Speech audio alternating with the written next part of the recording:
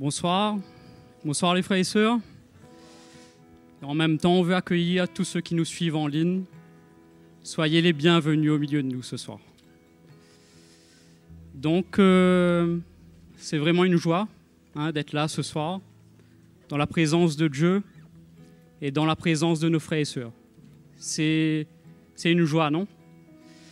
Et ce soir, mes frères et sœurs, je voulais juste nous encourager, avant qu'on loue le Seigneur, que, vous savez, le prophète Ésaïe a dit au chapitre 55, « Venez, vous tous qui avez soif. » Et il n'a pas mis de conditions, mais tous ceux qui ont une soif dans leur cœur, tous ceux qui veulent de Dieu, tous ceux qui veulent le connaître davantage, on peut venir pour pouvoir le connaître davantage, mes frères et sœurs.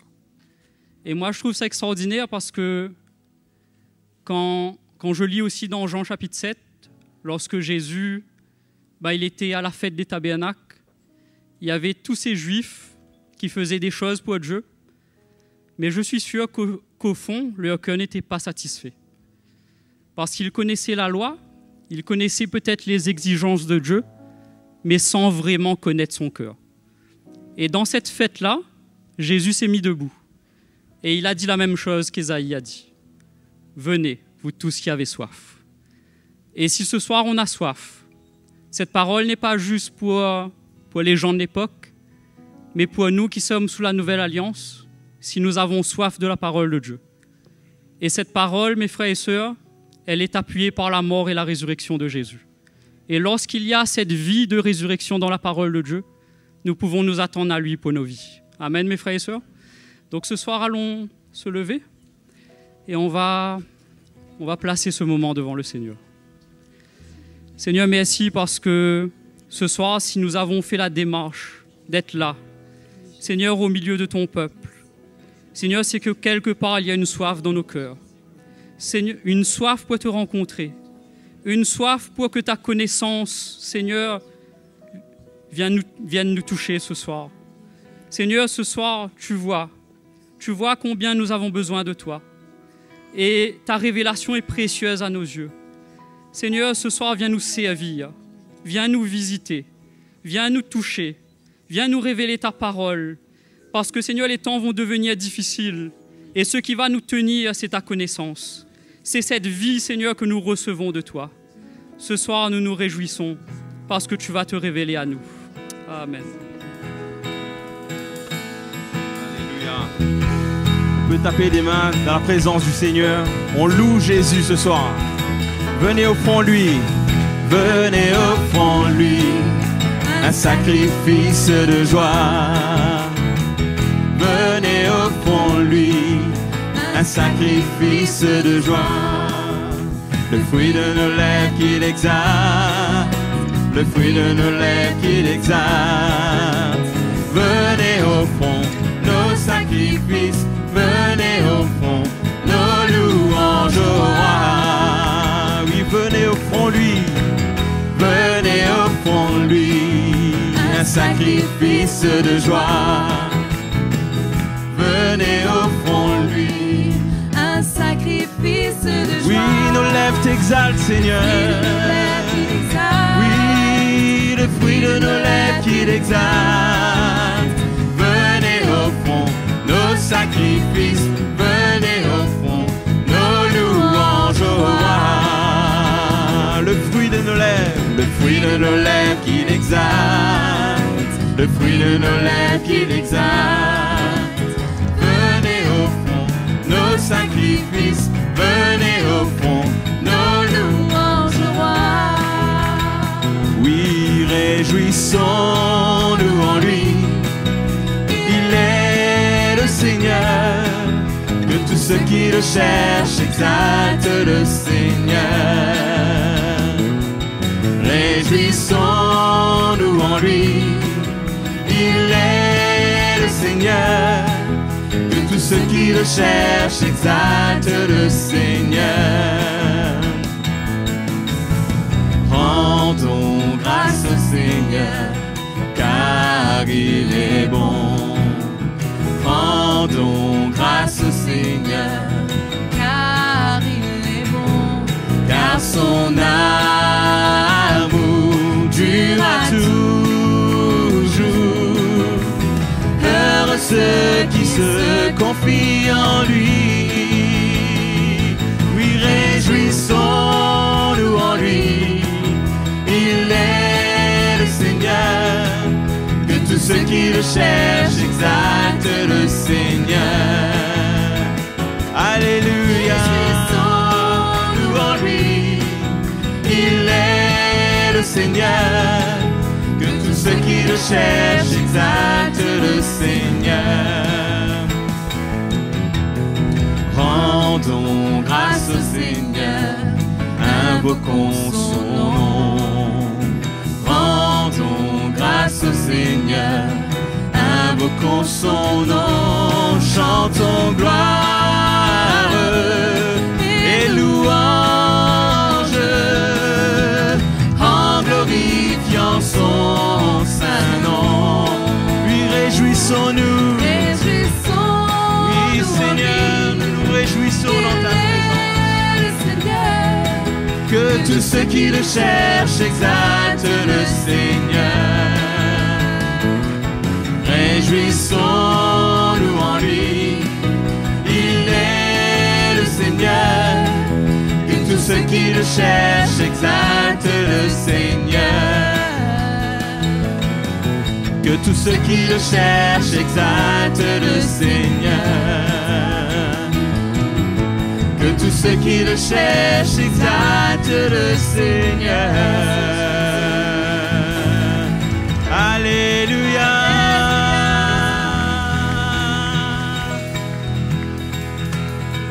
Hosanna, Hosanna, Hosanna au plus haut des cieux. Hosanna, Hosanna, Hosanna au plus haut des cieux. Nous élevons ton nom, nos cœurs pleins de louanges.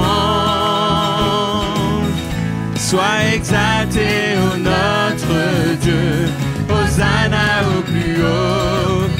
Oui, Hosanna, Hosanna, Hosanna, Hosanna au plus haut des cieux.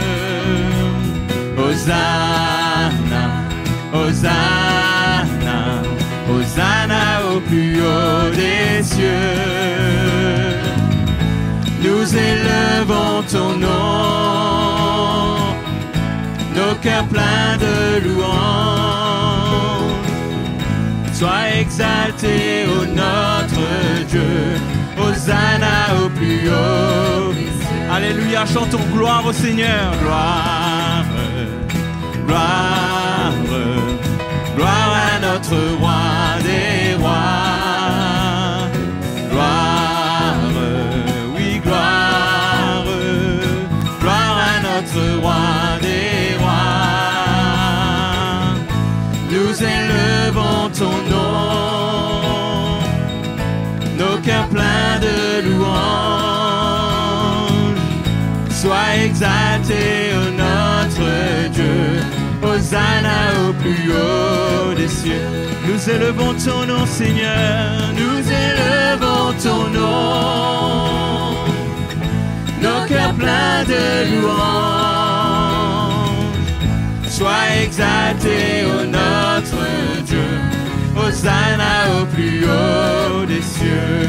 Hosanna, Hosanna, Hosanna, Hosanna au plus haut des cieux. Alléluia. Hosanna, Hosanna au plus haut des cieux. Nous élevons ton nom, nos cœurs pleins de louanges. sois exalté, ô notre Dieu. Hosanna au plus haut des cieux. Nous élevons ton nom, Seigneur. Nous élevons ton nom, nos cœurs pleins de louanges. exalté, ô notre Dieu. Hosanna au plus haut des cieux. Hosanna au plus haut des cieux. Hosanna au plus haut des cieux. Alléluia Jésus. Alléluia Seigneur mon roi. À toi la gloire, à toi le règne Seigneur. Seigneur, quel privilège Seigneur d'élever ton saint nom, de te donner la gloire, de te donner l'honneur, ô Seigneur.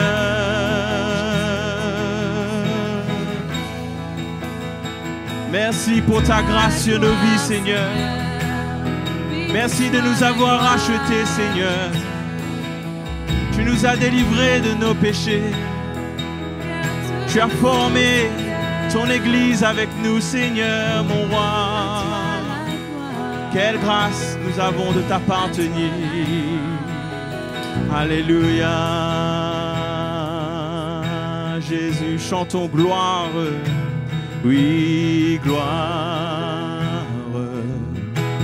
Gloire. Gloire à notre roi des rois. Élevons nos mains, élevons nos cœurs. Gloire à lui. Gloire à toi, Seigneur.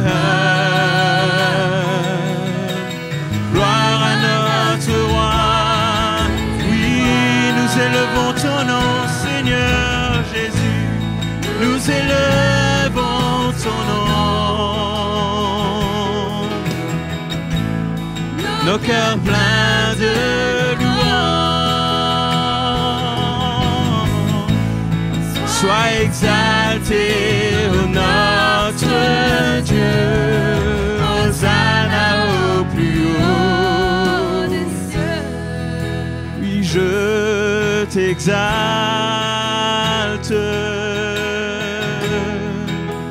Jésus, mon sacrifice.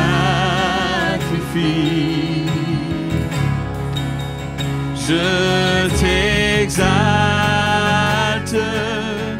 mon sauveur, mon rédempteur. Oui, Jésus, je t'exalte.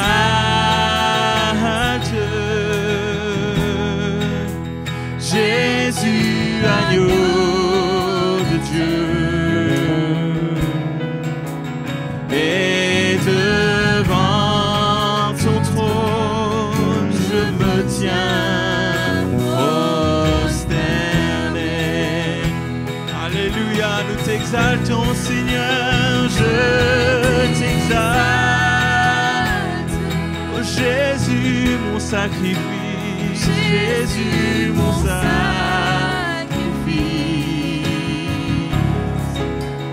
Je t'exalte, mon sauveur, mon rédempteur. Alléluia, alléluia. Je t'exalte, oh Jésus, agneau de Dieu. Jésus, agneau de Dieu. Merci Jésus. Et devant ton trône, je me tiens prosterné. Je lève mes mains vers toi. Je lève mes mains vers toi. Mes mains vers toi. Dieu, mon roi.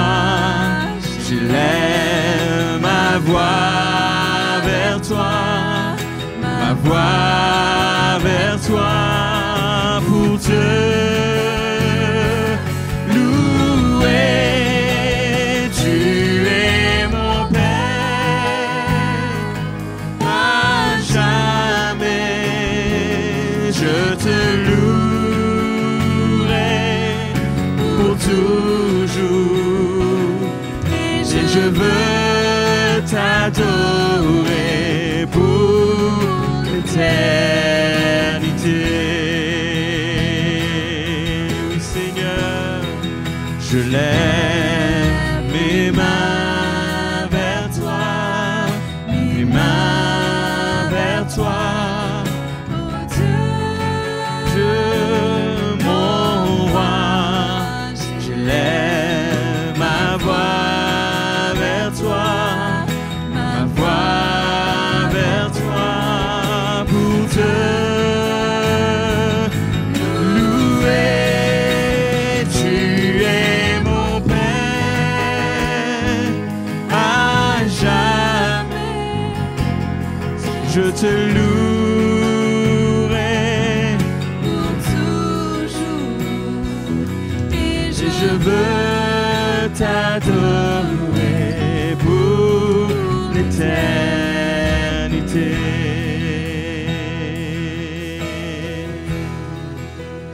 Tu es mon Père à jamais. Je te louerai pour toujours. Et je veux t'adorer pour l'éternité. Alléluia. Merci Jésus. Nous venons de le chanter ce soir. Nous avons dit et je veux te louer pour l'éternité, Seigneur. Ce soir, exprimons nos cœurs devant le Seigneur. Laissons l'Esprit de Dieu remplir nos cœurs de louanges, d'adoration pour le Seigneur. Lui qui mérite la gloire, lui qui mérite l'honneur.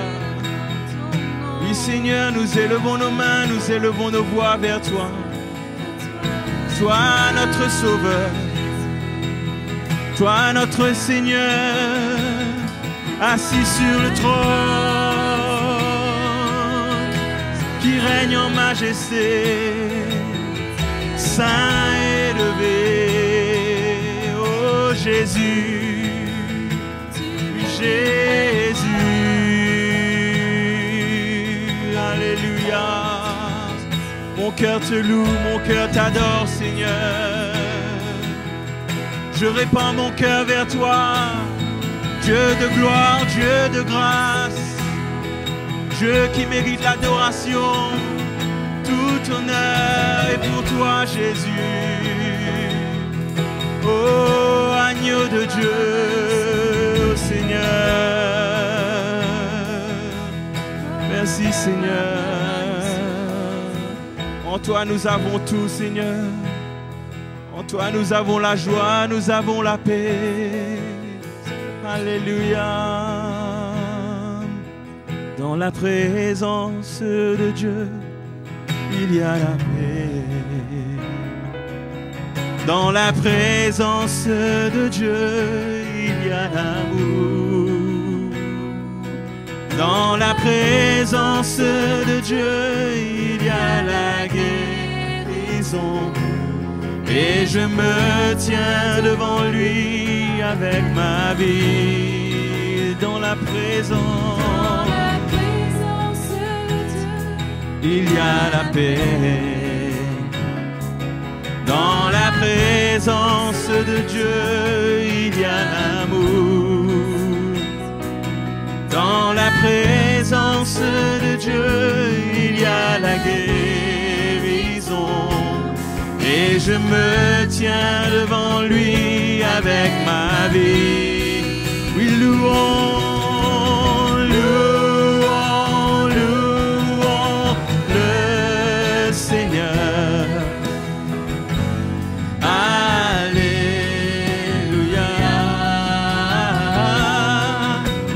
Louons, louons le Seigneur. Alléluia. Louons le Seigneur.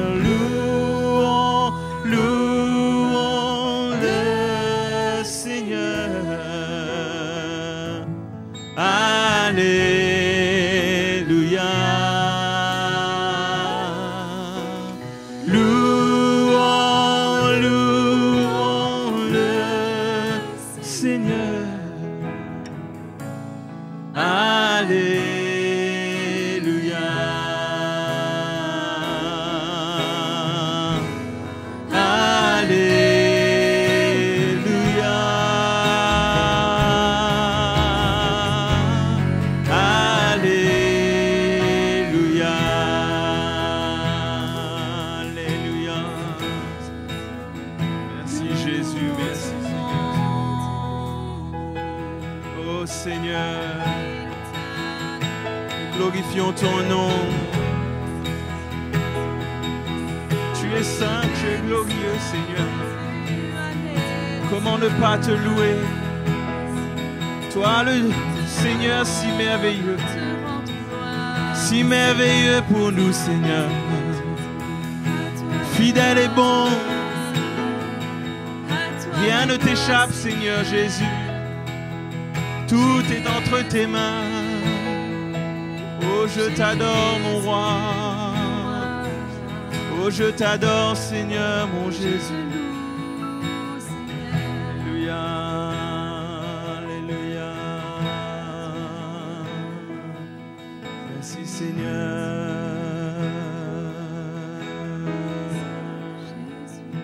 Merci, mon roi, merci, Jésus.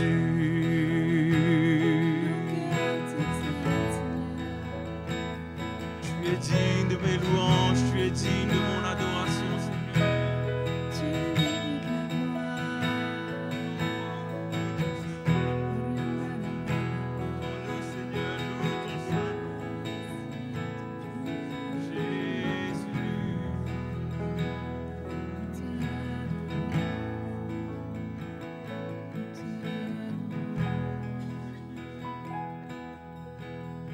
Alléluia, merci Seigneur. Gloire à ton nom.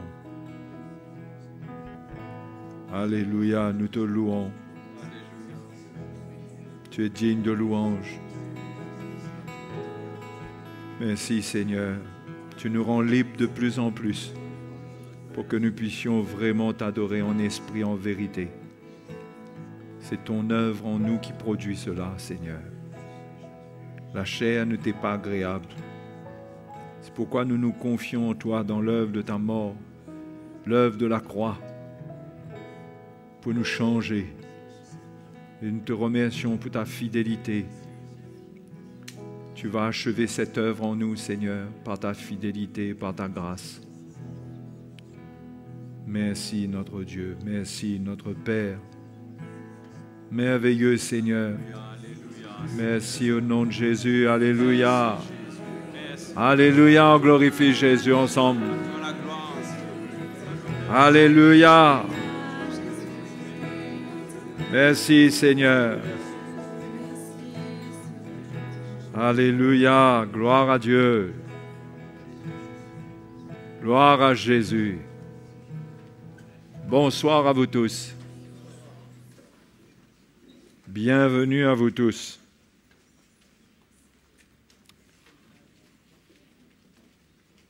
Ok, ça va? Partage un petit peu l'évangile ce soir pour nous encourager toujours à connaître le Seigneur selon ce qu'il est, à comprendre que Dieu veut se révéler à nous.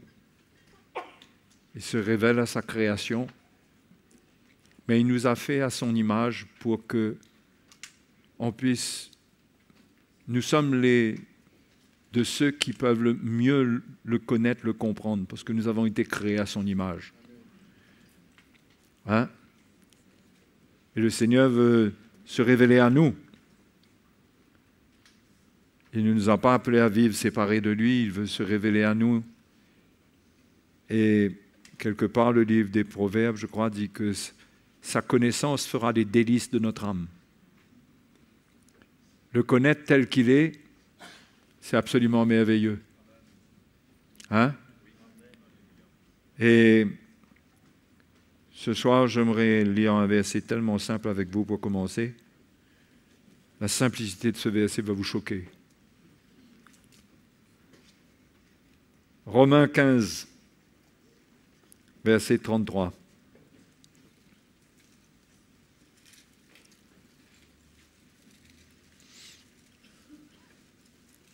Paul dit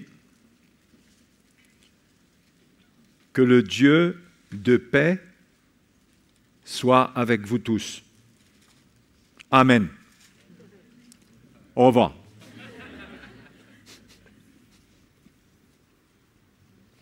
Certains utiliseraient l'hébreu et diraient shalom. Mais c'est tellement une réalité, et l'Évangile nous présente Dieu comme étant le Dieu de paix. La paix, c'est un état qui est en Dieu, et c'est une vertu de Dieu dans la mesure où ça s'étend sur nous. Dieu veut nous faire connaître cela. Il veut manifester sa paix en nous. Hein? Et Jésus est venu pour nous faire connaître la paix de Dieu. Non seulement la paix avec Dieu, mais la paix avec Dieu repose sur la paix de Dieu. D'accord? Quand il met sa paix en nous, là nous connaissons ce que c'est que la paix. Avec lui, nous avons la paix avec lui. Nous ne pouvons pas avoir une autre paix. La véritable paix, c'est celle que Jésus nous donne. D'ailleurs, dans Jean 14, il le dit. Jean 14, verset 27.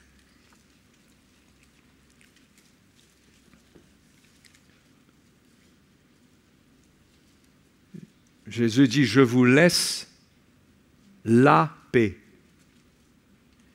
Mais il dit, je vous donne ma paix. Hein? Le Seigneur nous donne sa paix. Je ne vous donne pas comme le monde donne. Que votre cœur ne se trouble point et ne s'alarme point. Hein? Donc le Seigneur nous donne sa paix. C'est la paix dans laquelle il vit, dans sa relation avec le Père. Hein? Et il veut nous unir et nous introduire. Et il l'a fait par sa mort sur la croix. Nous introduire dans la paix avec Dieu, dans la paix avec lui, en mettant en nous sa paix. Et l'homme est tellement habitué à être agité, le cœur peut rapidement se troubler, s'alarmer, qu'on peut rapidement perdre cette paix. Alors que le Seigneur veut qu'on demeure dans sa paix, on demeure en lui. C'est sa volonté. Hein? Et la chair n'a pas de stabilité. La chair est remplie d'humeur. C'est variable. Ça dépend des circonstances. Mais ce Dieu-là, ce qu'il porte, ne varie pas. Hein? Ce qu'il est par nature n'est pas affecté par rien. Et le Seigneur veut nous faire participer à sa nature. Et c'est le but, c'est le début de la rédemption pour nous. C'est la première chose que Dieu nous donne, nous fait goûter. Jésus le dit ici à ses disciples, mais c'est en allant à la croix qu'il allait faire une œuvre qui allait permettre que sa paix allait venir dans nos cœurs. Il fallait que le péché soit pardonné, soit ôté, que la condamnation de la loi soit ôtée, pour que nous, les chrétiens, nous puissions goûter à sa paix et ne jamais être troublés. Dans l'Épître aux Éphésiens, au chapitre 2,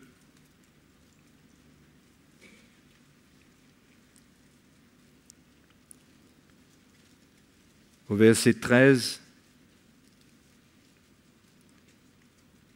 Paul dit, mais maintenant,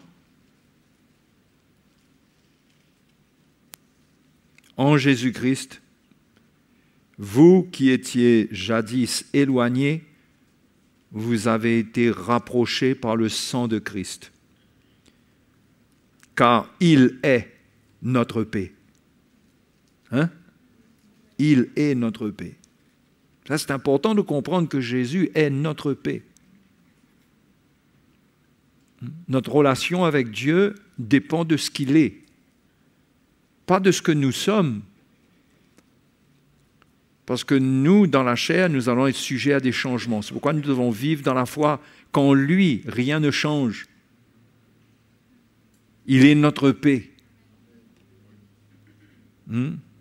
Lui qui des deux, c'est-à-dire des Juifs et des païens, n'en a fait qu'un, qui a renversé le mur de séparation, l'inimitié, ayant anéanti par sa chair la loi des ordonnances dans ses prescriptions. Donc, cette loi séparait les Juifs et les païens. Au fait, les lois séparent les hommes, d'une manière générale. Tout ce qui est légaliste, la manière dont nous concevons les choses, la manière dont nous faisons notre propre loi, ça nous sépare toujours des uns et des autres. Mais ici, le Seigneur, Paul parle de l'œuvre qui a réformé cette loi. Il dit, ayant anéanti par sa chair, anéanti la loi des ordonnances dans ses prescriptions. Il a voulu créer en lui-même avec les deux un seul homme nouveau en établissant la paix, encore une fois, et les réconcilier avec Dieu l'un et l'autre en un seul corps par la croix, en détruisant par elle l'inimitié. Il est venu annoncer la paix à vous qui étiez loin et la paix à ceux qui étaient près. Car par lui, les uns et les autres, nous avons accès auprès du Père dans un même esprit. Alléluia. Nous avons reçu cette paix par le Seigneur Jésus, par le sang de sa croix. C'est le sang de sa croix qui est le sang de l'expiation, qui met un terme à la colère de Dieu sur la vie de ceux qui croient et qui permet maintenant à ceux qui ont cru, qui ont goûté à cette expiation par le sang, non plus d'expérimenter la colère de Dieu, mais maintenant d'avoir accès auprès de lui pour goûter à sa paix, pour être unis avec lui. Jésus a dû donner sa vie pour ça. Et nous avons été appelés, nous qui étions loin, ceux qui étaient près, les Juifs, ceux qui étaient loin, les païens, nous avons été appelés pour goûter à cela, pour connaître cela. Parce qu'on ne peut pas s'approcher de Dieu sans avoir la paix avec lui. Mais ce qui devrait nous marquer, c'est que Dieu est le Dieu de paix. Dieu n'est pas un Dieu qui cherche des histoires. Il n'est pas un Dieu qui cherche des troubles. Les troubles existent, non pas à cause de lui, mais à cause de l'homme, de sa rébellion, de sa désobéissance. Mais Dieu, lui, il est le Dieu de paix. Et étant le Dieu de paix, il veut la paix. Tellement il nous dit, Paul dit, poursuivez la paix. Autant que cela est possible, cherchez la paix entre vous. C'est comme quelque chose qui est en numéro 1. Dans l'évangile de Matthieu, Jésus dit, si tu te souviens que ton frère, quand tu amènes ton offrande, tu te souviens que ton frère a quelque chose contre toi, laisse là ton offrande, va te réconcilier, c'est-à-dire va faire la paix avec lui. Paul parle de la construction de l'Église. Il parle de l'unité de la paix, qu'il faut conserver l'unité de la paix. Parce que l'Église ne peut pas se construire dans un autre contexte, dans une autre atmosphère. Il faut que la paix domine pour que le Dieu de paix se révèle et qu'il enlève tout ce qui peut nous troubler. Ce Dieu de paix-là, il veut, par la mort de Jésus, il récupère nos fardeaux, il récupère nos péchés, il les a détruits à la croix pour que nous puissions recevoir de lui la paix. Amen. Alléluia. Et c'est important pour nous, si nous voulons servir le Seigneur, de saisir cette paix, de saisir cette volonté divine que Dieu veut partager cela avec nous tout le temps. Ce n'est pas juste au jour de notre salut, quand nous demandons pardon pour nos péchés, quand nous nous repentons, que Dieu nous fait goûter à sa paix et après on perd la paix et on trouve ça normal, quoi. Hein? Non. C'est à la base de la relation avec Dieu, ça, cette paix-là. Ça me fait penser que lorsque le Seigneur a appelé Gédéon, vous connaissez Gédéon? Hein? Lorsque Dieu a appelé Gédéon, il est venu se révéler à Gédéon. Et Gédéon ne comprenait pas si c'était le Seigneur qui lui parlait, il voulait des preuves, parce que Dieu était en train de l'appeler à combattre Madian, à combattre les ennemis du peuple d'Israël. Il se sentait tellement petit. Et il a dit au Seigneur, mais si c'est toi qui me parles là, ben donne-moi un signe.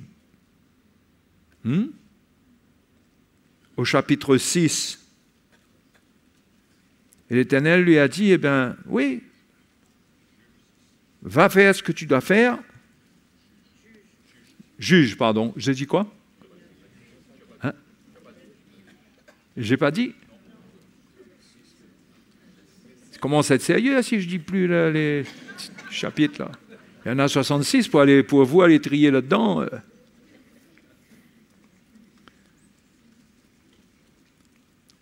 Et au verset 17 du chapitre 6 du livre des Juges, Gédéon lui dit, si j'ai trouvé grâce à tes yeux, donne-moi un signe pour montrer que c'est toi qui me parles. Ne t'éloigne point d'ici jusqu'à ce que je revienne auprès de toi, et que j'apporte mon offrande et que je la dépose devant toi. Et l'Éternel dit, je resterai jusqu'à ce que tu reviennes. Gédéon entra, prépara un chevreau et fit un épha avec un épha de farine, des pains sans levain. Il mit la chair dans un panier et le jus dans un pot, et les lui apporta sous le térébinthe et les présenta. L'ange de Dieu lui dit, prends la chair et les pains sans levain, pose-les sur ce rocher et répands le jus. Et il fit ainsi. L'ange de l'Éternel avança l'extrémité du bâton qu'il avait à la main et toucha la chair et les pains sans levain. Ça, c'est une image de la croix, ça. L'extrémité du bâton qui touche la chair. C'est comment la croix de Christ a touché la main de Dieu, a touché le sacrifice de Jésus. Et Jésus avait dit qu'il y a un feu qui, il me tarde de connaître, il y a un baptême de feu. Sur cette croix, Jésus a été mis dans un feu de jugement pour nous. Il a expérimenté le bâton de Dieu, la croix, plus que le bois. Mais Dieu vraiment a condamné nos péchés en lui. Et la chair a été consommée. L'ange de l'Éternel avança l'extrémité du bâton qu'il avait à la main et toucha la chair et les pains sans levain. Pains sans levain, qui nous montre bien le sacrifice pur de Jésus sans péché. Alors il s'éleva du rocher un feu qui consuma la chair et les pains sans levain. Finalement, Dieu est en train, symboliquement, d'établir une relation avec Gédéon par la croix de Christ qui allait venir. Parce que Jésus est l'agneau de Dieu immolé depuis la fondation du monde. Depuis le commencement, Dieu voyait l'humanité au travers de l'œuvre de la croix. Le sacrifice de Jésus était quelque chose d'établi. J'oserais même dire d'acquis pour Dieu. Dieu savait ce qu'il allait faire. Et là, vu qu'il veut une preuve et qu'il est troublé, Dieu le rassure. Et pour nous, ça nous encourage de voir que c'est une image, c'est une préfiguration de la mort de Jésus à la croix, par laquelle Dieu veut nous rassurer. Et donc, du rocher, c'est un sacrifice sur le rocher, tout ça, ça nous parle de Jésus. Et l'ange de l'Éternel disparut à ses yeux. Gédéon, voyant que c'était l'ange de l'Éternel, dit « Malheur à moi, Seigneur éternel, car j'ai vu l'ange de l'Éternel face à face. » Et l'Éternel lui dit, « Sois en paix, ne crains point, tu ne mourras pas.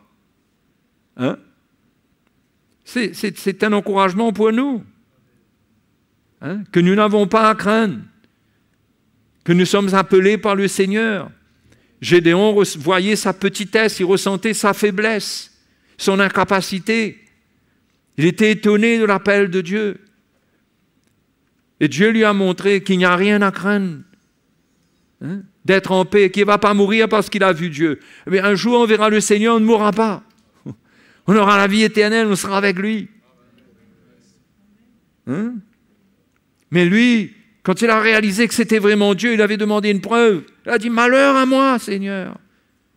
Quand j'ai vu l'ange de l'Éternel face à face, l'Éternel lui dit, sois en paix.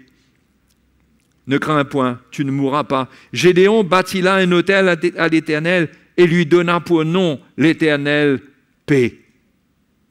L'Éternel paix. Il a bâti un autel, il a donné ce nom-là, comme un monument pour ne jamais oublier que Dieu lui a donné des paroles de paix.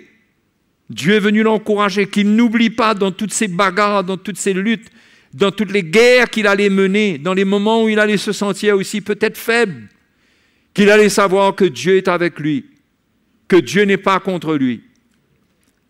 Et tout ça, ça a été écrit pour notre instruction. Ça a été écrit pour nous. Le sacrifice de Jésus nous donne la paix. Hein? Ne nous donne pas la paix comme le monde donne, mais c'est la paix du Seigneur. La paix que Dieu nous donne, c'est la paix qui est manifestée dans ce sacrifice. Lorsque nos péchés sont condamnés, ils sont condamnés une fois pour toutes. Hein? Lorsque Dieu condamne nos péchés, ce n'est pas pour revenir dessus, mais c'est une fois pour toutes. Nous sommes en paix avec Dieu. Nous pouvons maintenant marcher avec lui. Et Gédéon pouvait maintenant être rassuré qu'il pouvait aller à la guerre. Il pouvait avoir foi en Dieu. Qu'il allait obéir à ce que Dieu allait lui dire. Et il n'allait pas être troublé par rien. Hein? Donc, la paix comme fondation dans notre relation avec Dieu, c'est ce que le Seigneur nous donne. Hein? Et nous devons chérir cette paix-là. Hein? Nous devons la chérir. C'est un don de Dieu extraordinaire pour qu'on vive bien en nous-mêmes et les uns avec les autres et dans notre relation aussi avec le Seigneur. Et que nous sachions qu'il y a des choses qui vont se passer. Il y a des moments où notre nature de la chair va produire quelques fruits, hein, de péché, quelques fruits du mal. Mais Dieu a déjà condamné le péché. Donc nous pouvons être sûrs que le Seigneur est avec nous. Ce n'est pas que tout d'un coup Dieu va approuver le péché, mais tout ce qu'il y a dans ce sacrifice détient la solution pour le péché et ne vient pas, si nous marchons dans la lumière avec lui, cela ne viendra pas affecter notre relation avec lui. Si nous marchons dans les ténèbres, ce n'est pas qu'il va exercer la colère contre nous, mais nous-mêmes nous serons troublés et nous perdrons le bénéfice d'une relation paisible avec le Seigneur.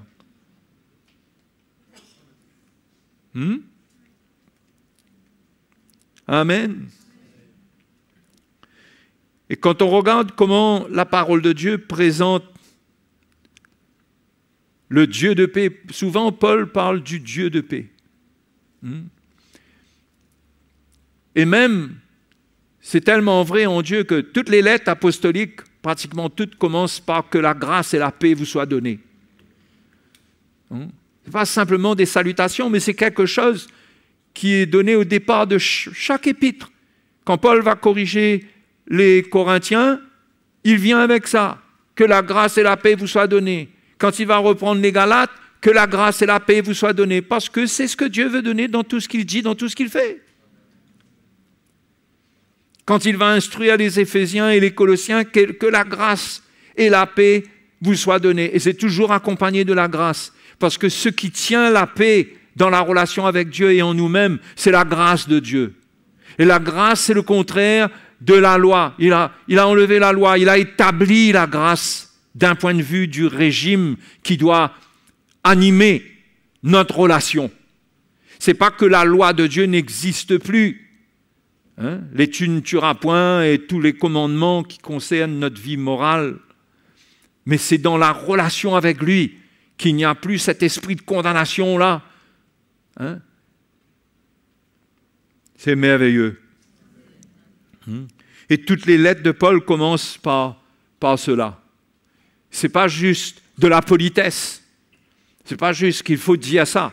Ce n'est pas le bonjour spirituel des apôtres. C'est vraiment quelque chose qui est dit parce que c'est une réalité, parce que les apôtres transportaient cela. Ce qu'ils recherchaient, hein, quand il dit aux Corinthiens, « Soyez réconciliés avec Dieu. Nous sommes ambassadeurs pour Dieu. Ne demeurez pas dans un état où vous n'obéissez pas à la parole de Dieu. » En quelque sorte, dans la deuxième épître aux Corinthiens, au chapitre 6, au chapitre 5, il dit « Soyez réconciliés ». Et on voit que Paul était vraiment un ambassadeur. Il comprenait que ce que Dieu voulait, quand il y a une ambassade, l'ambassade est là pour maintenir la paix, pour faire connaître, pour faire entendre la voix de Dieu, hein? Pour faire entendre ce qui est dans le cœur de Dieu et pour parler de paix. Et l'évangile, c'est la bonne nouvelle, c'est l'évangile de paix. Dans Éphésiens chapitre 6, Paul parle de l'évangile de paix. Hein? Et comment c'est quelque chose que nous devons comprendre, réaliser, et nous devons renoncer à tout état de trouble, comme lorsque le Seigneur dit « Ne soyez point troublés, ne soyez point alarmés, hein, que votre cœur ne se trouble pas, ne s'alarme pas. Je vous laisse ma paix, je vous donne ma paix. » Donc, on voit que c'est dans la relation avec Jésus que cette paix se maintient. C'est dans la connaissance de cette grâce lorsqu'elle se multiplie. Les apôtres disaient aussi que la grâce et la paix de Dieu vous soient multipliées par la connaissance de Dieu. Et les apôtres ramenaient toujours la connaissance de Dieu, faire connaître le Seigneur, faire connaître le cœur de Dieu, pour que l'Église retrouve la paix et abandonne des voies qui ne sont pas des voies de paix. Dans l'Épître aux Romains, Paul parle de l'œuvre du péché en général au chapitre 3. Il parle des hommes qui ne connaissent pas le chemin de la paix. Et il décrit l'humanité, une humanité qui se déchire. Il décrit l'état de cœur, la manière dont les hommes parlent. Hein? Il donne une description qui est horrible, que nous ne voyons pas physiquement. Mais il parle de sépulcre, il parle de venin, il parle de choses terribles. Il dit, ils ne connaissent pas le chemin de la paix. On voit donc que Dieu veut nous faire connaître le chemin de la paix. Il veut nous faire demeurer dans le chemin de la paix. Il ne veut pas qu'on soit troublé. C'est pourquoi un des points clés de l'œuvre de Dieu dans nos églises, partout où le message de la croix est annoncé, c'est d'enlever, de travailler à détacher le peuple de Dieu, les serviteurs de Dieu, de la loi. Non pas d'un point de vue moral, la loi est une référence, mais dans la manière de comprendre les choses de Dieu, de servir Dieu. Il y a cet esprit, cet enseignement, cette lumière que les apôtres apportaient pour que l'Église demeure dans cette paix, ne s'éloigne pas. Et à cause de ce que la loi produisait, parce que la loi produisait le trouble, la loi provoquait, la parole de Dieu nous dit que ça provoque la chair, ça provoque la loi, dans Romains chapitre 7, ça provoque la chair, le péché. Hein? Que la loi elle-même, elle est sainte, mais son ministère a été accompli jusqu'à la mort de Jésus. Après cela, lorsque le chemin est ouvert, Dieu veut qu'on le connaisse. C'est plus au travers de loi maintenant qu'on va lui obéir, mais c'est par son esprit, c'est en le connaissant.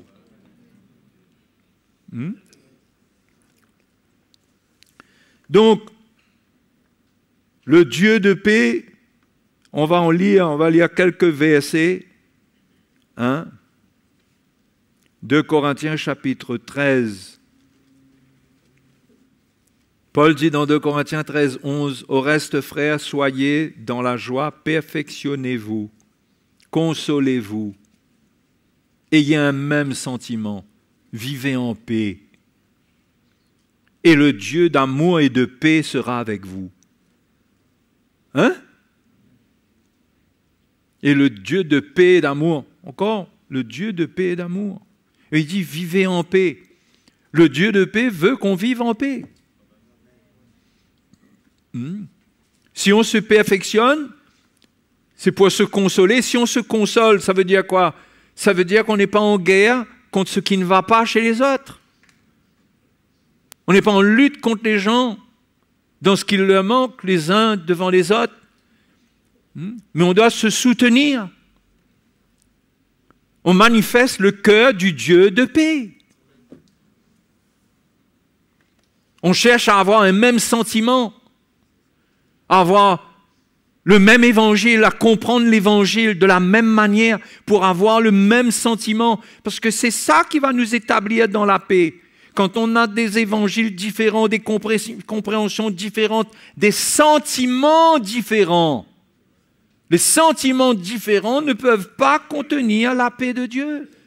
Si on veut vivre en paix, on a besoin d'avoir un même sentiment. Où on va trouver ça? Dans la révélation de l'Évangile. L'Évangile va construire ce même sentiment-là. Si nous sommes assez humbles pour reconnaître que lorsque Dieu nous confronte, que ce que nous sommes en train de penser, ce n'est pas conforme à la paix qui est dans le Seigneur, parce que la pensée de Dieu, elle produit la paix. Donc, il est important d'avoir un même sentiment et de s'unir avec le sentiment que l'Évangile bâtit en nous, ce que le Seigneur nous enseigne dans sa parole, communique à notre cœur. Nous devons demeurer là-dedans, rester avec ça, ne pas nous laisser égarer et éloigner par plein de pensées, plein d'évangiles qui ramènent d'autres sentiments, d'autres manières de voir les choses et qui nous divisent. Et qui dit division, ben ça ne dit certainement pas paix. Hein? Donc, on voit là et dans pas mal de passages que le Seigneur, que Paul dit, vivez en paix. Vivez en paix. C'est pourquoi s'il y a bien deux choses, je le dis souvent, qui sont importantes et encore plus dans le contexte de ce que je vous partage là, ces deux choses, c'est le pardon et la repentance. Hein? Parce que le trouble, c'est par rapport à la présence du péché. Et le pardon n'accepte pas la présence et la conséquence du péché. Le pardon, c'est la lutte contre ce qui empêche de saisir la paix. Et ne pas pardonner, c'est priver, c'est vouloir priver quelqu'un de la paix et de trouver qu'il mérite de ne pas avoir la paix. C'est pas ça? Finalement. C'est vouloir un jugement. C'est que Dieu lui ôte la paix et la joie, c'est qu'il soit puni.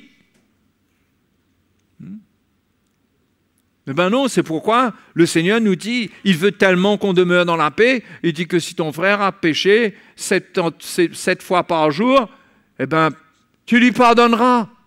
Parce que Dieu veut qu'il garde la paix. Parce que son œuvre dans la vie de cette personne-là va se faire au travers de sa paix. Pas dans le trouble de la loi, pas dans le trouble des représailles et des jugements, mais dans la paix. Et souvent, on veut mélanger, on veut l'œuvre de Dieu et on veut avoir en même temps des jugements, des positions qui jugent et qui sont en conflit avec les autres. Et dans cette atmosphère, il n'y a pas le Dieu de paix. Le Dieu de paix ne se manifeste pas.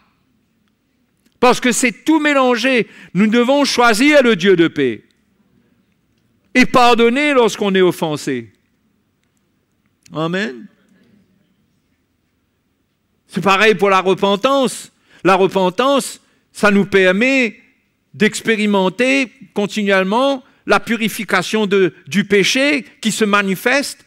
Dieu voit, Dieu ne laisse pas le péché se transformer en iniquité dans notre vie, s'installer, grandir. Mais Dieu nous purifie de toute iniquité quand il voit qu'on se repent. Pourquoi? Parce qu'il veut qu'on demeure en relation avec lui et qu'on soit en paix. Donc nous ne devons pas nous priver par un manque de repentance de la paix. Parce que si on ne se repent pas, la paix de Dieu n'est pas compatible avec le péché. Parce qu'on voit que Jésus, quand il est mort à la croix, il est mort à cause du péché et c'est par la condamnation du péché qu'il établit la paix. On ne peut pas vouloir la paix en rétablissant le péché. C'est pourquoi il faut la repentance. La repentance, c'est la condamnation du péché, de notre propre péché si ça s'est manifesté. Si nous avons une attitude humble pour nous examiner nous-mêmes, pour condamner ce qui n'est pas bon, ce qui est charnel, c'est là que nous marchons dans la lumière et nous sommes en paix. Nous allons garder la paix de Dieu et la paix avec Dieu. Amen. Donc le pardon et la repentance, c'est important si on veut demeurer dans la paix. Que la colère ne se couche pas, que le soleil ne se couche pas sur votre colère. Pardonnez. Quelqu'un qui ne pardonne pas ne peut pas être en paix. Comment? Où il va trouver la paix s'il ne pardonne pas? Si on porte des choses contre notre prochain, contre les frères et les sœurs, contre notre conjoint, contre. Mais quelqu'un qui est comme ça, il vit dans un venin. Il vit avec un venin en lui. Le seul remède, c'est qu'il pardonne et qu'il se repente. C'est là que Dieu lui garantit qu'il va être purifié de ce qui le trouble. Et il va retrouver la paix avec le Seigneur. Il ne faut pas chercher 45 remèdes. Hein? Tout est simple avec le Seigneur. Non? Hein? Dans Romains chapitre 8, en parlant de vivre dans la paix, Romains chapitre 8, verset 6. Et l'affection de la chair, c'est la mort, tandis que l'affection de l'esprit, c'est la vie et la paix. Voyez comment c'est toujours la paix qui revient. Parce que c'est fondamental. C'est ce que Dieu donne. Quand on marche selon l'esprit, on a la vie et la paix. Dieu fait remarquer qu'on aura la paix. Il ne dit pas la vie et la joie. Il dit la vie et la paix. Donc ça doit attirer notre attention. Que si nous marchons selon la chair, c'est la mort. La mort, c'est l'absence de vie. Et l'absence de vie ne peut pas produire la paix. L'absence de vie, c'est de la tristesse, c'est de la déprime. Mais quand on marche selon l'esprit, on a la vie et la paix. C'est pourquoi Paul a dit aux Corinthiens, vivez en paix. Comment? En marchant selon l'esprit, en sortant de toutes vos rivalités, de tous vos conflits, parce que c'est comme ça que les Corinthiens vivaient. Les Galates, pareil, il encourage les Galates à marcher selon l'esprit. Pourquoi? Parce qu'ils marchaient selon la loi. Aux Romains, là aussi, cette marche selon la chair, en réalité, c'est être légaliste. C'est d'avoir du répondant dans la chair, équipé de la loi, de la connaissance de la loi, pour juger l'autre, pour plaquer l'autre. Et envie des dissensions, des querelles. On ne peut pas vivre dans la paix comme ça. C'est atteint. Mais le prix de la paix, c'est quoi? C'est la croix qu'on doit prendre. Hein? Vous voyez comment la croix revient tout le temps? C'est la croix qu'on doit prendre. C'est-à-dire qu'on renonce à notre justice. On renonce à exprimer et à manifester notre justice. Pourquoi? Parce que la croix a enlevé le jugement. Donc moi aussi, je renonce à prononcer des jugements. Je parle de jugement charnel. Je renonce à donner une réponse selon la chair. Pourquoi? Parce que Jésus, à la croix, n'a pas donné de réponse selon la chair. Donc, prendre ma croix, c'est que je m'identifie à la croix. Je deviens un avec lui dans sa mort. Je fais mourir ce qui construit un mur entre moi et les autres. Je fais mourir cela en pardonnant, en me repentant, en ne laissant pas le péché reconstruire un mur entre moi et les autres. Et je porte ma croix pour cela. Ce qui veut dire que la paix n'est pas quelque chose qu'on maintient facilement. Il y a un prix à payer, pardonner, se repentir envers quelqu'un, s'humilier. Il y a un prix à payer. Mais si on le fait sincèrement, on aura tout de suite le témoignage que la paix de Dieu revient dans notre cœur. Hein? Vous avez jamais fait cette expérience-là? Vous êtes troublé dans votre conscience, vous savez que l'Esprit de Dieu, vous ressentez que le Saint-Esprit vous reprend dans votre conscience. Vous avez conscience que quelque chose n'est pas correct, que vous avez été un peu loin avec quelqu'un. Et là, vous faites une démarche pour vous humilier. Et quand vous faites ça, vous ressentez, quand vous l'avez fait, déjà, c'est encore plus, c'est une double bénédiction quand la personne vous pardonne. Mais en plus, quand vous faites cela, Dieu vous témoigne de la paix qu'il y a dans la croix. Il met cela dans votre cœur. Et tout d'un coup, vous arrêtez d'être troublé, vous êtes bien. Mais celui qui est orgueilleux, la Bible dit Dieu résiste aux orgueilleux. Il ne peut pas avoir la paix avec Dieu s'il reste sur sa position.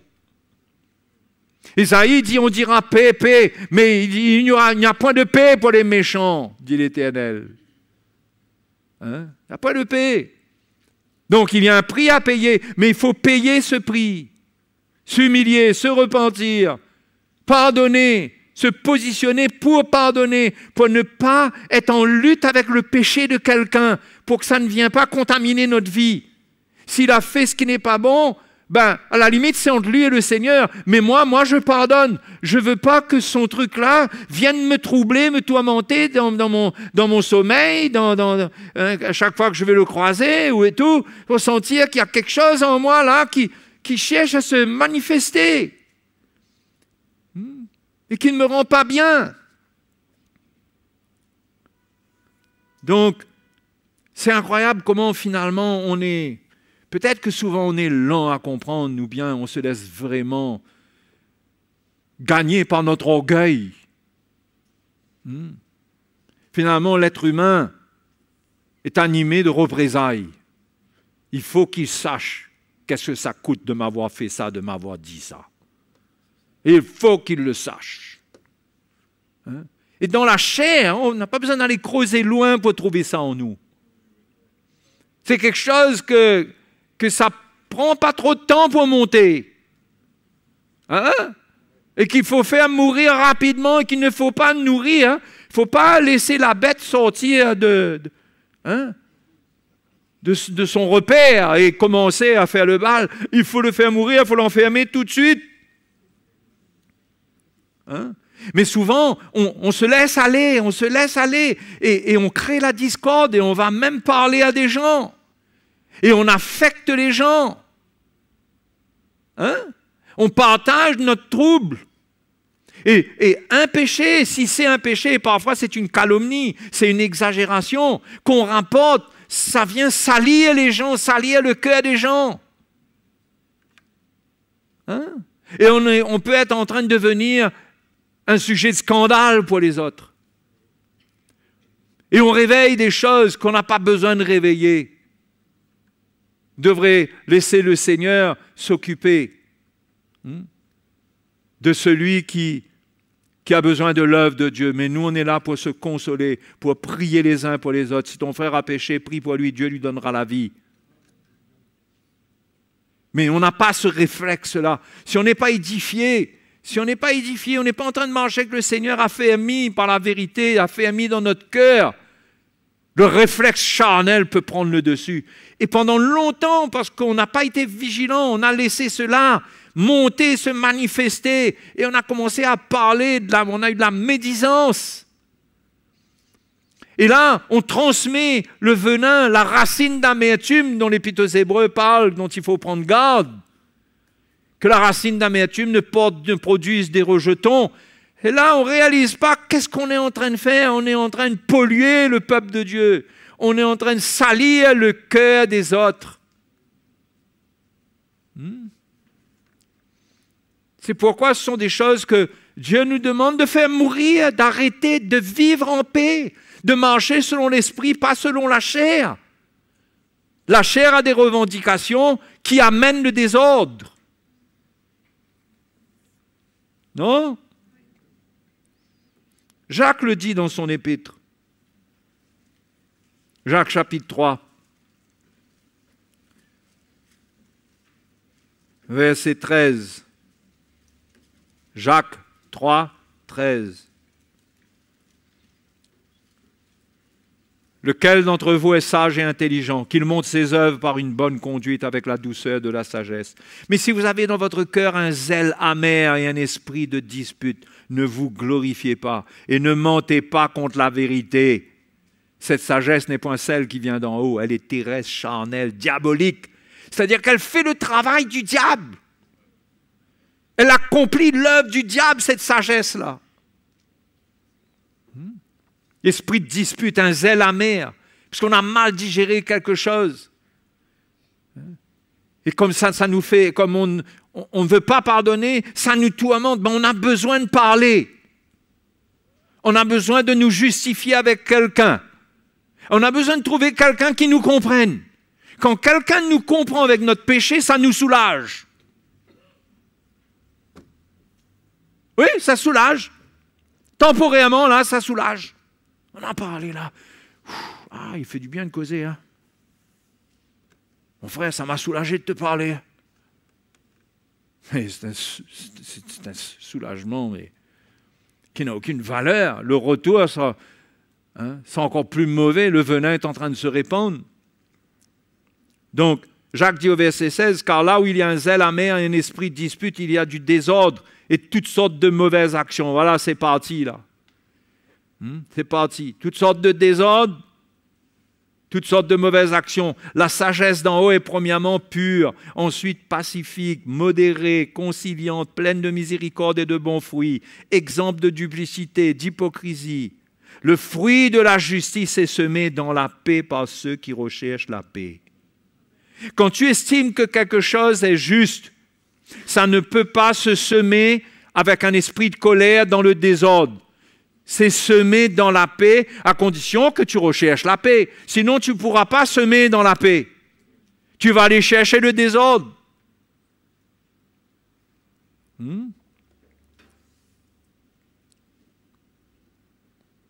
Donc, le Seigneur nous a appelés à vivre en paix, les frères et sœurs, et à comprendre qu'il n'y a pas de valeur à manifester notre justice. Jésus a fait mourir notre justice à la croix, notre légalisme. Renonçons à nous-mêmes, apprenons. Mais ça ne va pas se faire juste par compréhension. Mais il faut s'affermir, il faut chercher le Seigneur. Il faut ressentir qu'on est rempli de l'Esprit, qu'il y a une loi de l'Esprit de vie en nous qui domine, qui maîtrise ce caractère-là, qu'on ne peut pas juste dire « ben moi, il est comme ça, ben il ne gagne pas ». On ne peut pas parler comme ça toute notre vie. Où est la puissance de la loi de l'Esprit de vie en Jésus-Christ alors? C'est où? Tu es né de nouveau ou pas? Il faut qu'il arrive un moment où on domine certains traits de caractère, de manifestation de caractère qui contaminent, qui affectent, qui s'en prend aux autres, qui créent le désordre. Si on est né de nouveau, on ne peut pas rester là-dedans. Il y a un moyen que Dieu nous a donné. Amen. Hein? 1 Thessaloniciens chapitre 5, verset 23. Que le Dieu de paix vous sanctifie lui-même tout entier et que tout votre être, l'esprit, l'âme et le corps soient conservés irréprochables lors de l'avènement de notre Seigneur Jésus-Christ. Celui qui vous a appelé est fidèle et c'est lui qui le fera. Il le fera comment? Il parle de la sanctification. Il le fera à condition qu'on soit en paix les uns avec les autres.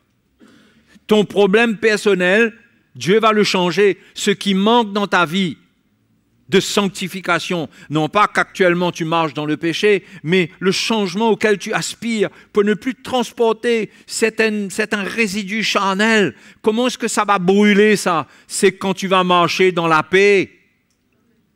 Hein? L'affection de la chair, c'est la vie. L'affection de l'esprit, pardon, c'est la vie. Et la paix, tu vas goûter à la paix du Seigneur, et dans cette paix, tu goûteras la vie du Seigneur, et dedans, il y a la sanctification.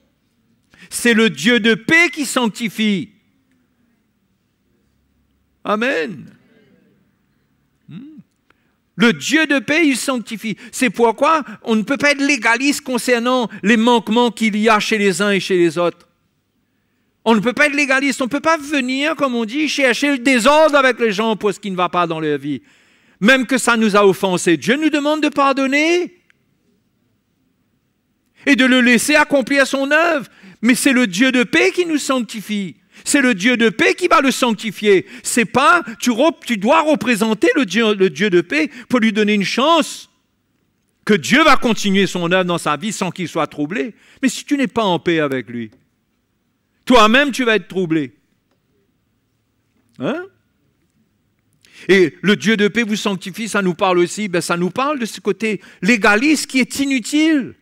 Dieu est en paix maintenant avec nous, il va nous sanctifier. Il y a des choses qui ne vont pas, il y a des choses qui doivent changer. Il sait à quel moment faire, quoi faire. On n'a pas besoin d'être en guerre avec les autres.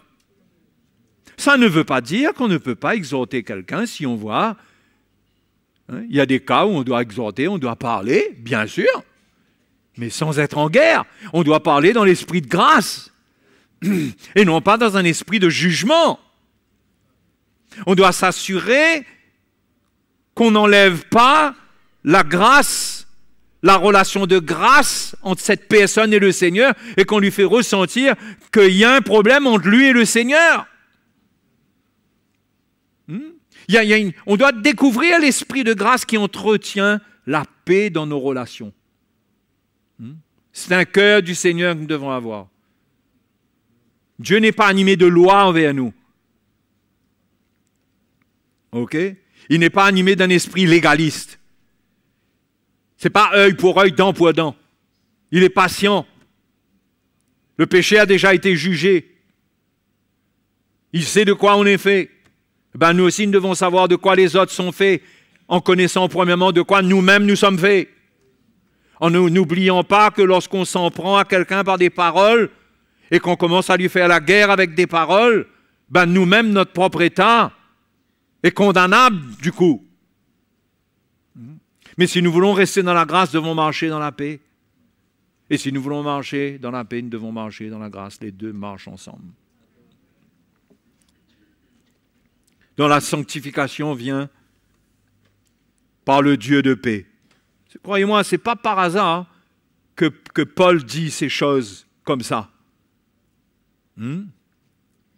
Philippiens chapitre 4. Parfois, il y a des choses qui sont simples, il y a des réponses, il y a des solutions à donner qui sont simples. Quand quelqu'un vient et qu'il n'arrive pas à trouver la paix et qu'on réalise qu'il n'a pas pardonné ou bien il ne s'est pas repenti, on réalise cela, il y a tout simplement besoin de mettre son cœur en ordre pour retrouver la paix. Si on est prédicateur, il faut qu'il fasse des études de quoi? De psychologie, de psychiatrie, de tout, pour pouvoir aider, comme les hommes le font. Qu'il n'y a pas de problème, il y a une aide humaine dans ces choses. Mais nous, si on met en pratique la parole de Dieu, la solution est immédiate pour nous. Et parfois c'est simple, mais du fait qu'on n'obéit pas à la simplicité de l'Évangile, on se retrouve avec un énorme problème en nous-mêmes, avec quelqu'un qui finalement finit par grossir. Très souvent, ça devient un problème avec plus de gens. Et ça devient un problème avec l'Église. Pourquoi? Parce qu'on n'a pas d'obéissance aux choses simples que Dieu nous demande. Repens-toi, pardonne. Hein?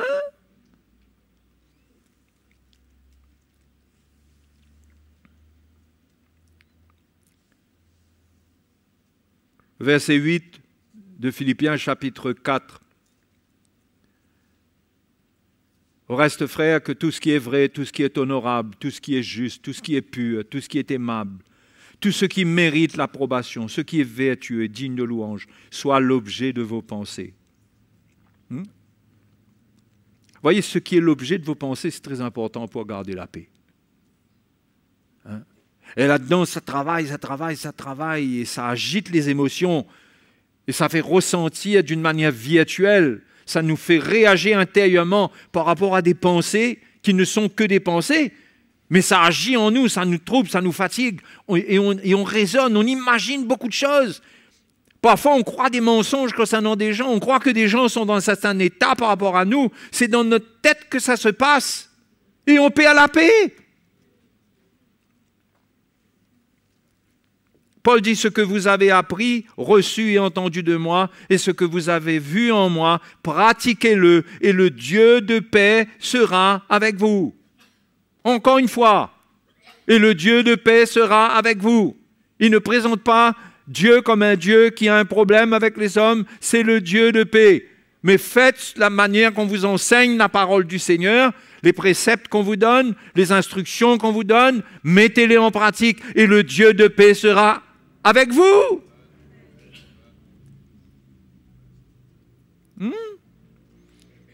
Le manque de lumière de ces choses fait que l'Église est entrée dans la délivrance des démons, dans les culs d'âme, parce que les gens ne sont pas bien, parce qu'il n'y a pas cette vérité toute simple qui doit être restaurée. Jéhovah Shalom, l'autel de Gédéon, qui est plus que l'autel de Gédéon, ça représentait l'autel de Christ qui allait venir. Eh bien, c'est là qu'on doit retourner. Mais au lieu de cela, on est en lutte parce qu'on ne veut pas de ce que cet autel nous demande comme prix. Se repentir, croire dans le Seigneur, relâcher tout dans les mains du Seigneur, pardonner. Et après, on est malade, on est gangréné. On s'est fait nous-mêmes du mal. On ne veut pas, on demande au Seigneur de nous guérir, mais nous-mêmes, on s'oppose à la guérison. On entretient la maladie intérieure. Mais dans ce contexte encore, Paul dit plus haut, au verset 6 du chapitre 4, « Ne vous inquiétez de rien, mais en toute chose, faites connaître vos besoins à Dieu par des prières et des supplications, et avec des actions de grâce. Et la paix de Dieu qui surpasse toute intelligence, la paix de Dieu qui surpasse toute intelligence, c'est-à-dire qui surpasse tous les raisonnements, tout ce que votre tête peut penser, toutes les pensées qui sont en vous. Restez avec la simplicité de la parole du Seigneur,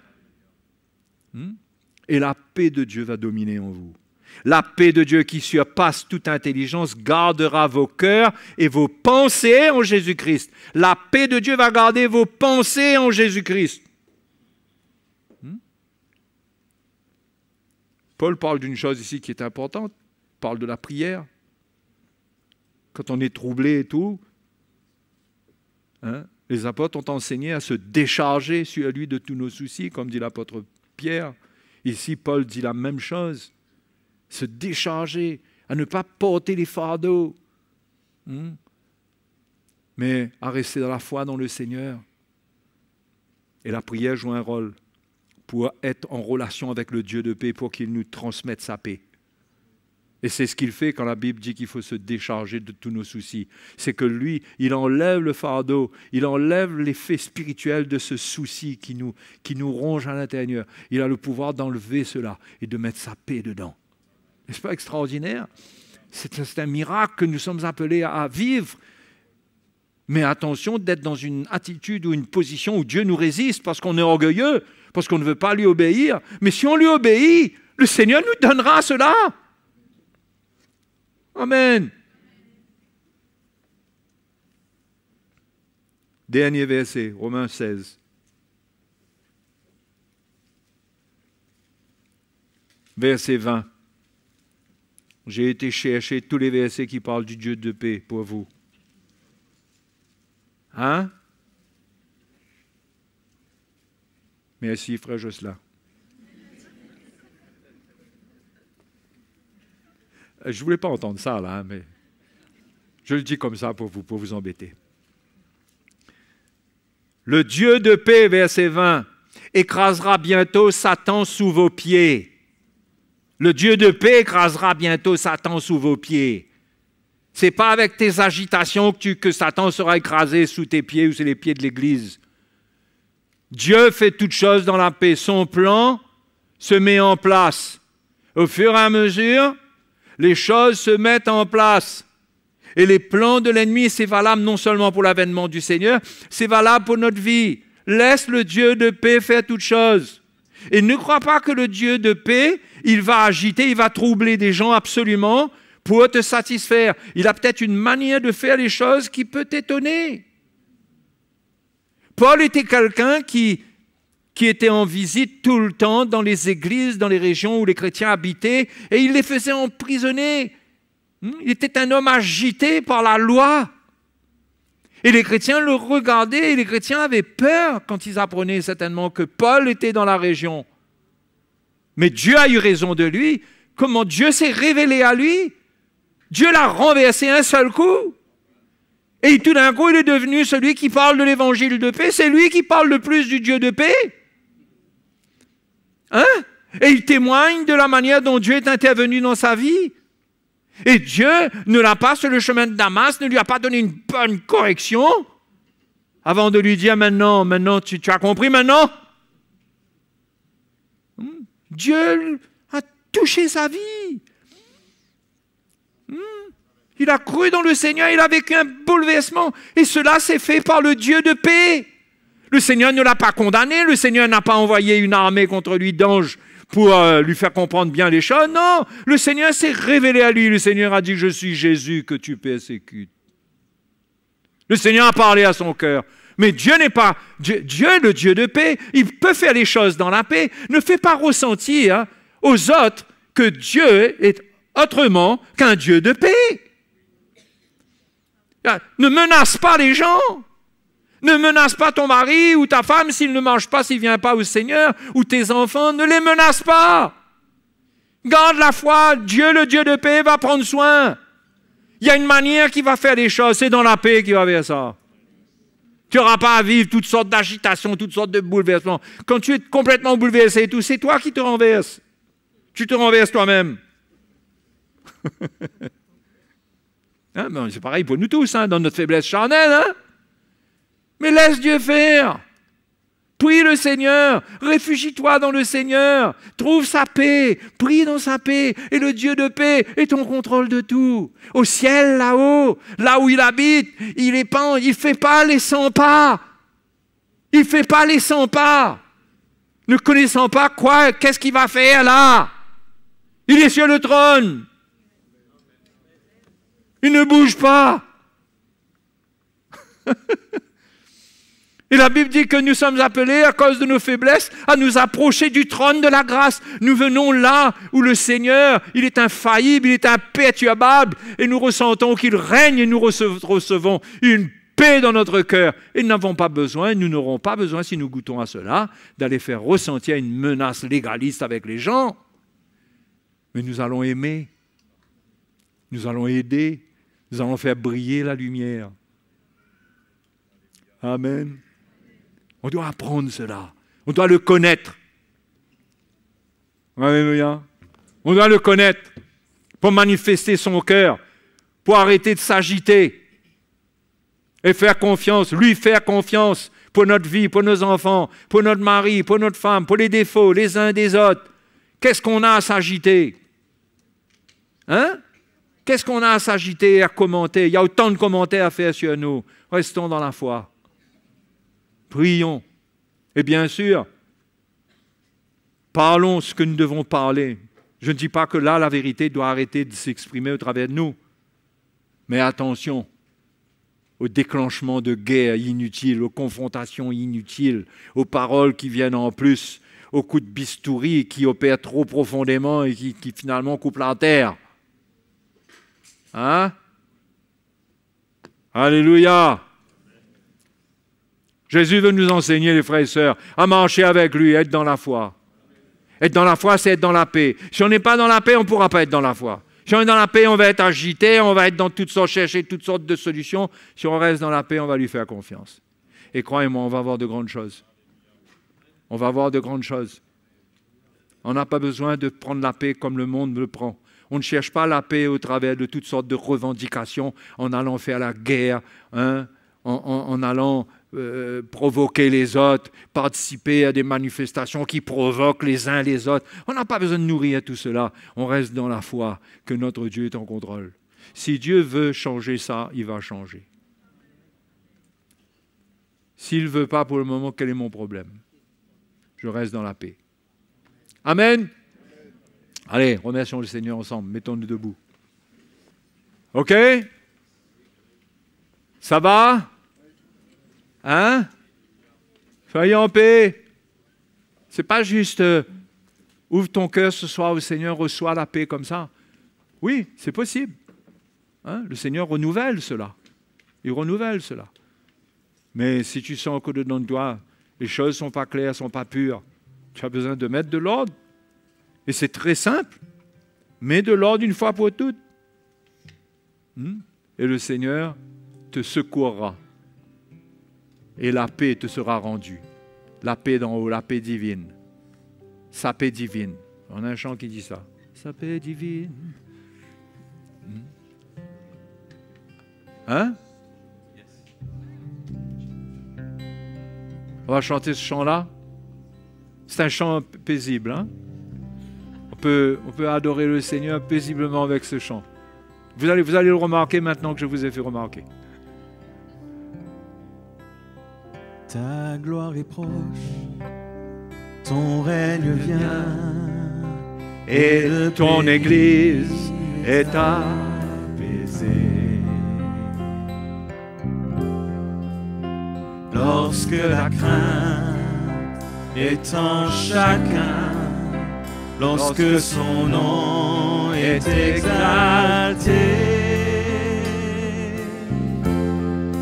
Marchons en paix, suivant son pas, en justice et en vérité.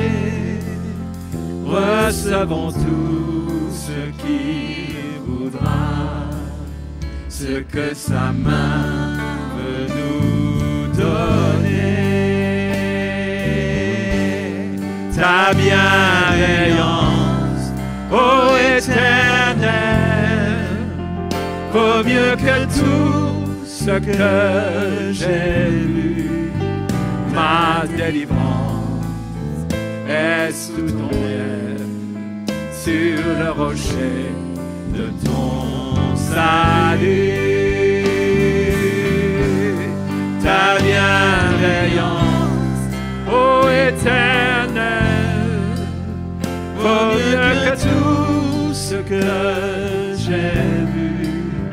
Ma délivrance est sous ton aile, sur le rocher de ton salut. J'écouterai ce que dit Dieu, car il est droit pour qui l'écoute. Sa paix divine est sur tous ceux qui vont à lui quand vient le doute. Fidèlement, je veux le suivre, je veux marcher dans ses sentiers. Il est la main qui me délivre de la folie de mes projets. Ta bienveillance, ô Éternel, vaut mieux que tout ce que j'ai vu. Ma délivrance est sous ton aile, sur le rocher de ton salut. Ta bienveillance, ô Éternel, vaut mieux que tout ce que j'ai vu. Ma délivrance est sous ton aile, sur le rocher de ton salut. Alléluia. Merci pour ta paix, Seigneur, que tu es venu nous donner dans ce monde. Nous étions séparés d'elle, séparés de toi par nos péchés, mais tu nous as rapprochés. Et ce soir encore, Seigneur, ta paix est au milieu de nous, elle vient sur nous par ta grâce. Car tu es notre Père et notre Dieu. Tu ne nous as pas appelés à vivre dans le trouble, à vivre dans la tristesse, mais tu nous as appelés à te connaître et à devenir de plus en plus comme toi. Seigneur, tes vertus sont pour nous. Merci pour ta grâce. Merci, Seigneur, que ce soir, si quelqu'un ici a perdu cette paix et qu'il reconnaît son état, qu'il reconnaît ce qui lui manque, qu'il reconnaît là où il a failli, Seigneur, entends sa prière ce soir et interviens. Donne-lui la paix, Seigneur. Donne la paix à ce frère, à cette sœur. Pardonne le péché, purifie. Accorde à ton peuple de marcher devant toi, dans ta paix, dans ta justice, dans ta joie. Seigneur, nous te bénissons ce soir. Notre Dieu, tu es vivant, tu es merveilleux. Tu es fidèle, tu es là pour nous. Tu es là pour tes enfants. Tu nous as accueillis, non pas pour nous rejeter ensuite, non pas pour nous repousser ensuite. Tu nous as accueillis une fois pour toutes. Tu as fait de nous tes enfants et nous le sommes. Merci, Père Céleste. Merci, Jésus, d'être venu établir cette paix. Oh, merci, Seigneur. Sois loué, sois adoré, sois glorifié. Alléluia, sois glorifié. Remercions-le. Louons-le, glorifions-le. Alléluia, merci, Seigneur. Merci, Seigneur. Merci, Seigneur. Alléluia. Alléluia. Quand nous avons la paix de Dieu, nous pouvons tellement profiter de la vie de la bonne manière. Hein? Quand on perd la paix, on peut avoir beaucoup de choses. Mais ça nous sert à quoi? En réalité, la quête qui est dans le cœur de beaucoup d'hommes, c'est cette paix-là. Et que le Seigneur révèle cela à beaucoup de cœurs au travers de nous. Hein? Mais les choses matérielles, on peut avoir peu, mais avoir cette paix, c'est un trésor. Hein? C'est un cadeau de Dieu pour nous. Ne nous privons pas en demeurant des enfants charnels. Hein? Ok? Mais restons dans la paix, les uns envers les autres. Alléluia. Ok, mes frères et sœurs? Ça va? Hein? Si votre cœur s'est gâté, repentez-vous. Pardonnez. C'est tout. N'essayez pas de... Vous savez, souvent on essaye de... On veut avoir raison pour être en paix. Non.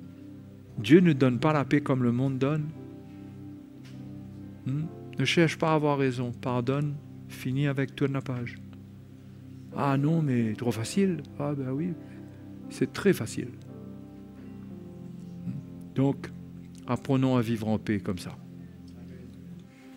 Ok? Bonne soirée à vous tous.